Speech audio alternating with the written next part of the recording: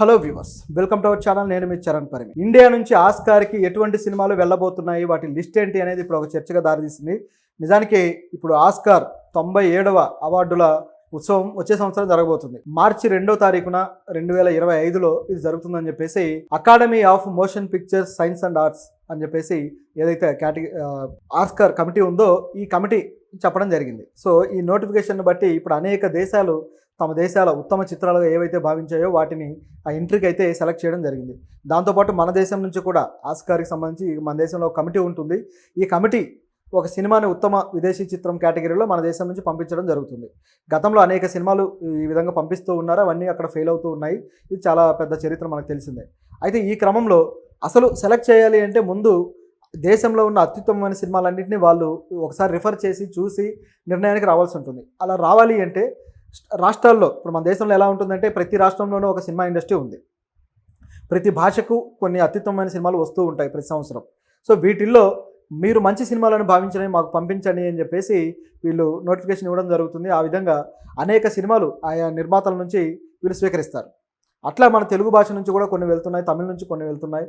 అట్లా అంటే మన ఇండియా తరపు నుంచి ఏ సినిమా వెళ్ళాలి అనే దానికి ఇది ఒక ప్రైమరీ లిస్టింగ్ అనమాట. సో ఆ లిస్టులో ఏమేమి ఉన్నాయని మనం ఒకసారి చూస్తే కొన్ని ఆసక్తికరమైన సినిమాలు ఉన్నాయి. తెలుగులో అయితే హనుమాన్ ఒకటి, అలాగే కల్కి ఒకటి, దాంతోపాటు మరొక సినిమా, ఇలా 3 సినిమాలు ఉన్నాయి. అజయ్ భూపతి మంగళవారం. సో ఇవి మన తెలుగు నుంచి అయితే వెళ్తూ ఉన్నాయి. అలాగే తమిళ నుంచి అయితే తంగలాన్ వెళ్తుంది, అలాగే వాజయ్, అలాగే కొట్టుకాళి, మహారాజా, అదేవిధంగా మహారాజా విజయ్ సేతుపతి మీరు చూసే ఉంటారు. అలాగే జమా, అదేవిధంగా జిగర్తాండ XXL, అది కార్తిక్ సుబ్బరాజ్ డైరెక్షన్లో వచ్చింది. అలాగే మలయాళం నుంచి చూసుకుంటే ఉళ్ళో జుక్కు, ఆడు జీవితం పృథ్వీరాజ్ సుకుమార్ అంది. తెలుగులో కూడా గోట్ లైఫ్ పేరుతోటి బ్రహ్మాండంగా ఓటీటీలో బాగా ఆడింది. సో తర్వాత వచ్చేసి all we imagine as light. ఇది యాక్చువల్గా ఈ సినిమా ఇండియా నుంచి వెళ్తున్నా సరే ఇండియా తరపు నుంచి ఇది ఎంట్రీలోకి వెళ్ళట్లేదు. ఈ సినిమా వచ్చేసి ఫ్రాన్స్ నుంచి ఎంట్రీ ఇస్తుంది. నిజానికి ఈ సినిమా నిర్మాణంలో ఇండియాతో పాటు అనేక దేశాల భాగస్వామ్యం ఉంది. సో ఆ విధంగా దీన్ని నిర్మించారు, లేడీ డైరెక్టర్ దీన్ని డైరెక్ట్ చేశారు. సో దాని గురించి మనం సపరేట్గా మాట్లాడదాం. దాంతోపాటు ఆటమ్, ఈసారి మన సినిమాల్లో, మన జాతీయ అవార్డు సినిమాల్లో ఉత్తమ చిత్రంగా జాతీయ అవార్డు అందుకున్న సినిమా ఆటం. ఆ సినిమాకి చాలా అవార్డులు కూడా వచ్చాయి. సో ఈ సినిమా ఇప్పుడు మలయాళం నుంచి వెళ్తూ ఉందన్నమాట. అలాగే మరాఠీ నుంచి వస్తే స్వరగంధర్వ, సుధీర్ ఫడకే, తర్వాత ఘాట్, తర్వాత ఘరత్ గణపతి.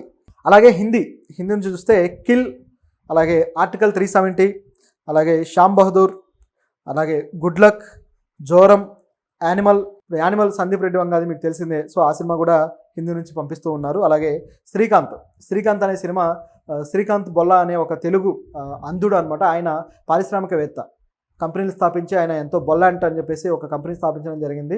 ఎంతోమందికి ఉపాధి అవకాశాలు కల్పించాడు. ఒక ఇన్స్పిరేషనల్ బయోగ్రఫీ అది రాజ్కుమార్ రావు చేశాడు. సో ఆ సినిమా కూడా పంపిస్తున్నారు. దాంతోపాటు వీర్ సావర్కర్, సో బీజేపీ హయాంలో వచ్చిన ఒక సినిమాల్లో ఇది కూడా ఒకటి. సో ఈ సినిమాలో వీర్ సావర్కర్ లైఫ్ని ఇంకాస్త గ్లోరిఫై చేస్తూ చూపించిన సినిమా ఇది నిజానికి.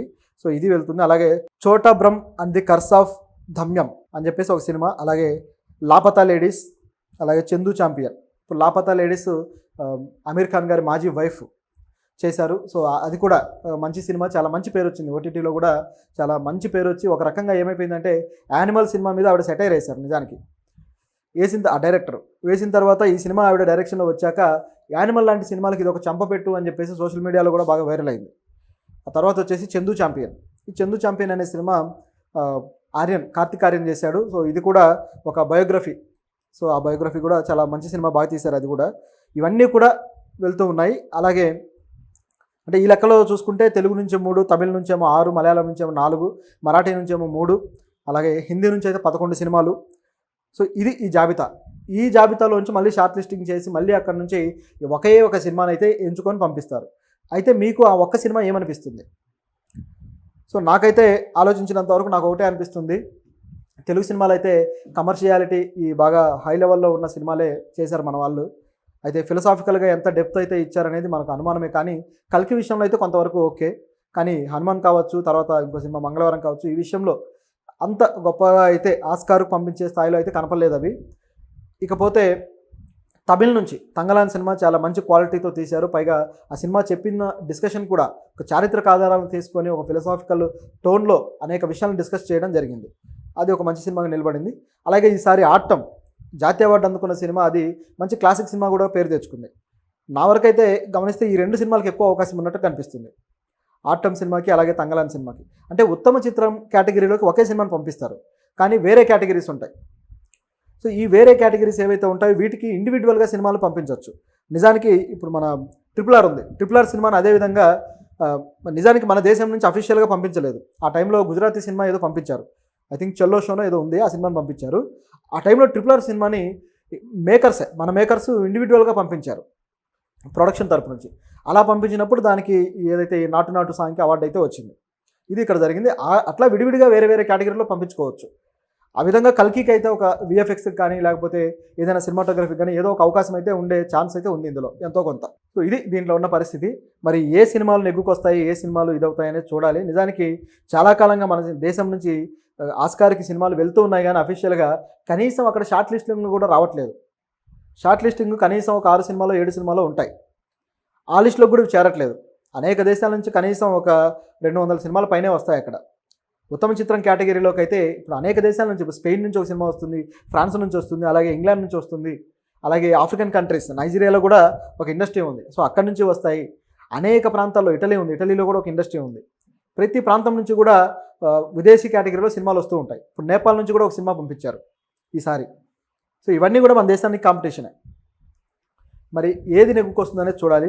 అయితే ఈసారి ఏ సినిమాకి ఎక్కువగా విదేశీ కేటగిరీలో వచ్చే అవకాశం ఉందని మామూలుగా ట్రెండింగ్లో ఏం నడుస్తుందంటే, ఒకటి వచ్చేసి లాపతా లేడీస్, కిరణ్ రావు గారు డైరెక్షన్లో. సో అది. దాని తర్వాత వచ్చేసి ఏదైతే all we imagine as light అనే సినిమా ఉందో ఈ సినిమా. ఇప్పుడు ఈ సినిమా వచ్చేసి దీని నిర్మాణంలో అనేక దేశాలు పాల్గొన్నాయి. ఇండియాతో పాటు నెదర్లాండ్స్, లగ్జంబర్గ్, అలాగే ఇటలీ. సో ఈ దేశాల ప్రొడక్షన్ కంపెనీలు కలిపి చేశాయి.